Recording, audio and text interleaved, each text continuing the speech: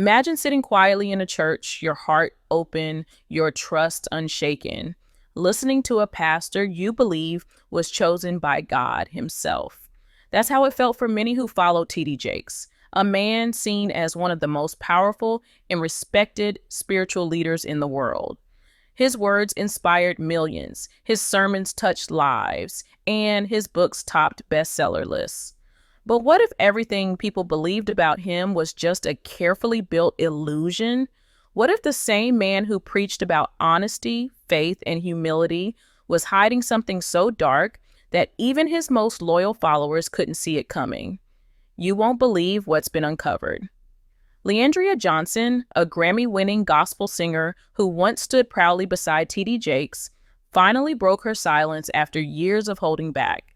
At 42 years old, she had seen too much, felt too betrayed, and could no longer stay quiet. She came forward with shocking claims that would shake the foundation of the church world. Let me tell you, what she revealed wasn't just gossip or misunderstandings. This was a storm waiting to hit. And when it did, it exposed a side of T.D. Jakes that the public had never imagined. She spoke about how things slowly changed at the Potter's House, the mega church Jakes built into a global empire. In the beginning, she said everything felt right. People came together to worship, to grow, and to give back. But over time, she began noticing things that didn't add up. There were whispers in the hallways, silent glances among staff members, and a growing unease that she couldn't shake. The money, she said, was the first red flag. While the church called for more and more donations, the lifestyle of the leadership became more and more extravagant. Lavish vacations, luxury cars, and massive properties, all under the name of ministry. But here's the shocking part. She claimed that the money given in faith by struggling families was being used for things that had nothing to do with God's work. This is where it gets interesting. Leandria wasn't just another member of the church. She was one of its brightest stars. Her music was praised by the same people who praised Jakes. So when she started questioning things, it wasn't easy. She talked about how the pressure to stay silent was heavy. The church, she said, didn't like questions. People who asked too much were quietly pushed aside or labeled as troublemakers. But she kept watching, kept listening, and eventually she couldn't unsee what she had seen.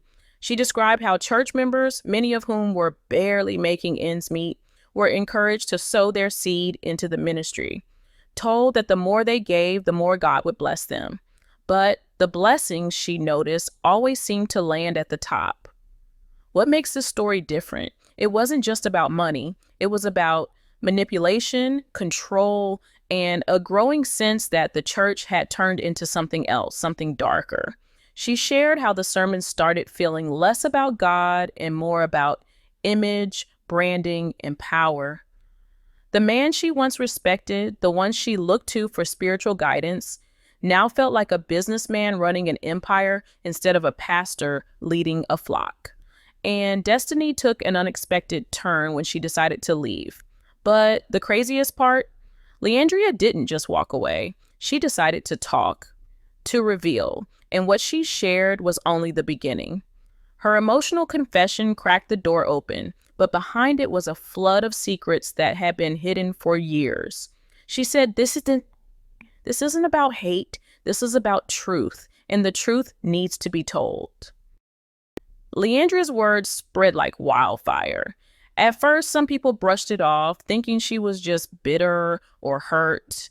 But as her interviews continued and more details came out, it became harder and harder to ignore. People who had once sat in the pews of the Potter's House every Sunday began to ask questions they never dared ask before. How much of what they believed was real, and how much was just a show? She spoke about how leaders in the church used fear and guilt to keep people in line. According to her, if you questioned anything, they would twist scriptures to make you feel like you were going against God himself. It wasn't just spiritual, it was psychological. People were scared to leave, scared to think for themselves, scared that if they walked away, they'd be cursed or worse, publicly shamed. Leandria admitted she was one of them once. She stayed longer than she wanted because she was terrified of what would happen if she left. That fear kept her silent for years. But behind the scenes, something even more chilling was happening. She talked about how certain favored members were given special treatment, private meetings with Jakes, access to resources, and protection from any sort of criticism. But if you weren't one of them, you were just a number, just another face in the crowd. She said the church had become like a machine, one that needed constant feeding, money, attention, loyalty. And if you didn't give it, you were left behind. What really shook people, though, was her claim about the way women were treated. She didn't go into every detail at once, but she hinted at power games, manipulation, and emotional abuse. She described how women were often praised publicly but controlled privately, how they were pushed to look a certain way, act a certain way, and never, ever speak out of turn. She told stories of women who were promised opportunities only to be cast aside when they became inconvenient. And when people tried to defend T.D. Jakes, saying he was just doing God's work, she said, if this is God's work, then God must be hurting. People were torn. For years, T.D. Jakes had been seen as a man of deep wisdom, someone who helped heal broken hearts. But now, a different picture was being painted.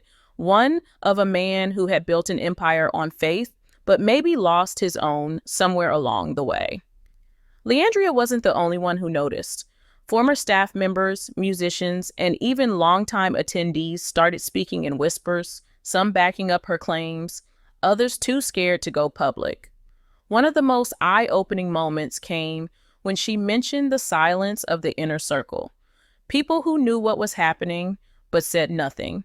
She said they weren't blind. They just chose to look away because the benefits of staying close to power were too good. These weren't just random people. These were respected names in gospel music, ministry, and media. And yet, none of them stepped in. None of them stood up. That silence, she said, was more painful than the betrayal itself. And just when it seemed like things couldn't get any deeper, Leandria dropped one more bomb. She hinted that there were recordings, conversations, phone calls, maybe even videos that could back up what she was saying. She didn't release them, not yet. But just the mention of it sent shockwaves through the church community. What if she really had the proof? What if the truth wasn't just in her words, but in her hands? After Leandria hinted at the existence of recordings, the atmosphere shifted completely. The church wasn't just dealing with allegations anymore. It was now facing the possibility of evidence. Social media exploded. People were digging through old videos, sermons, even interviews, trying to spot anything they might have missed. Every facial expression, every sentence from T.D. Jakes was being rewatched with suspicion. The faith people once had in him started to crack, piece by piece. Meanwhile, Leandria stayed quiet for a while. That silence only made people more anxious. Was she preparing to release something? Was she being threatened? Rumors started to fly. Some said she was in danger. Others believed she was being paid to stay quiet. But those who knew her said she wasn't the type to be bought. They believed she was just waiting for the right moment. And that moment came. Leandria finally spoke again, but this time her tone was different. She sounded heavier, like the weight of everything was starting to hit her. She talked about how hard it was to speak out, how people she thought were friends suddenly turned their backs on her, how some of the very people who once praised her for her anointed voice now called her a liar, a troublemaker, even a demon.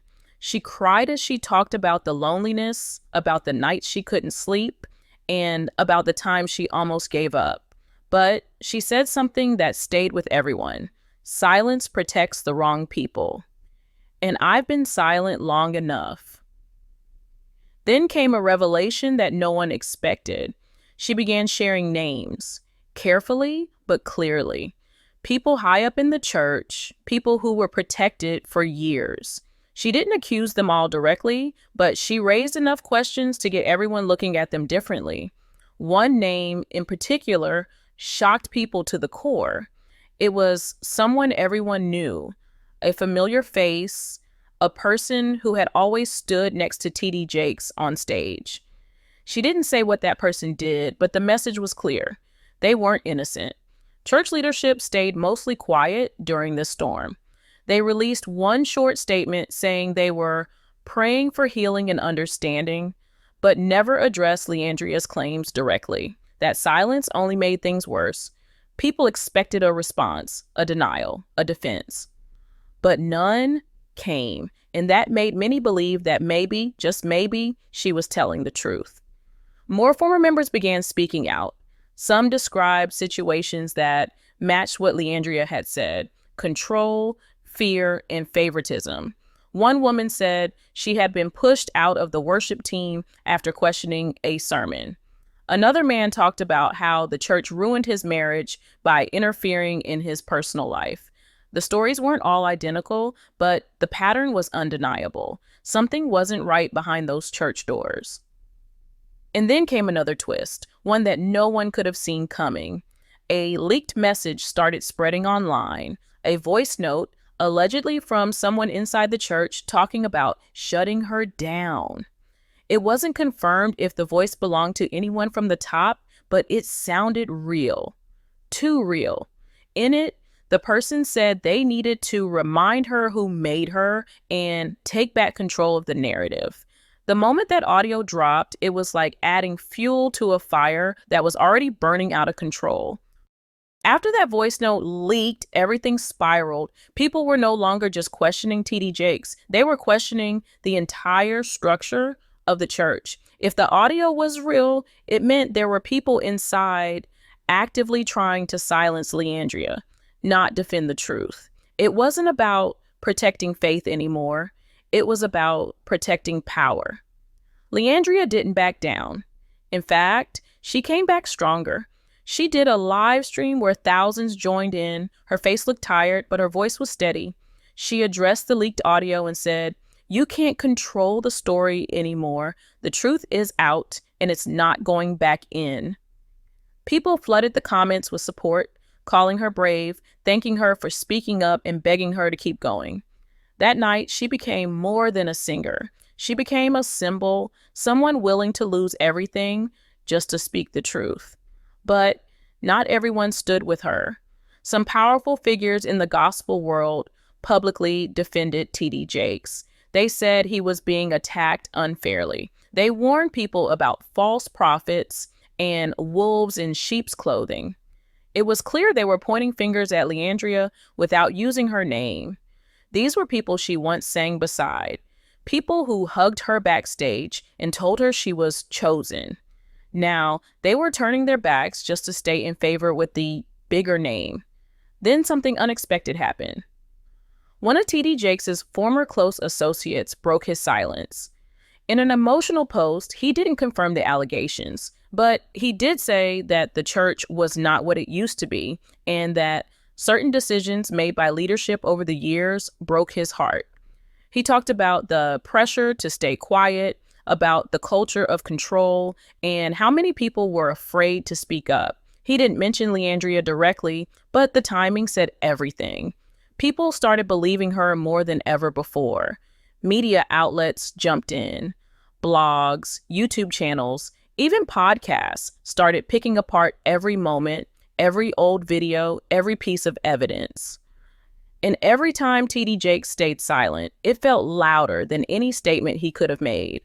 The man who once spoke to millions every Sunday was suddenly quiet when it mattered most. Meanwhile, Leandria kept going.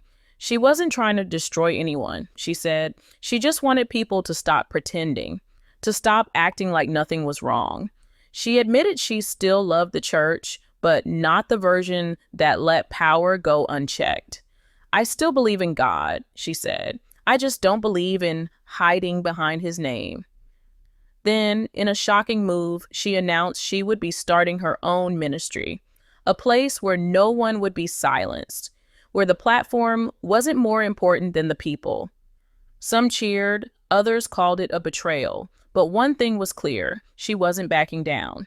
And as for TD Jakes, he never directly addressed Leandria's accusations, not once. Some say he was waiting for it to die down. Others believed the silence was an admission in itself. Either way, the damage was done. The church would never be the same again. In the end, this wasn't just a story about two people, it was about a system that had been untouchable for too long, a system that finally got exposed. And one woman, with nothing but her voice and her truth, lit the match.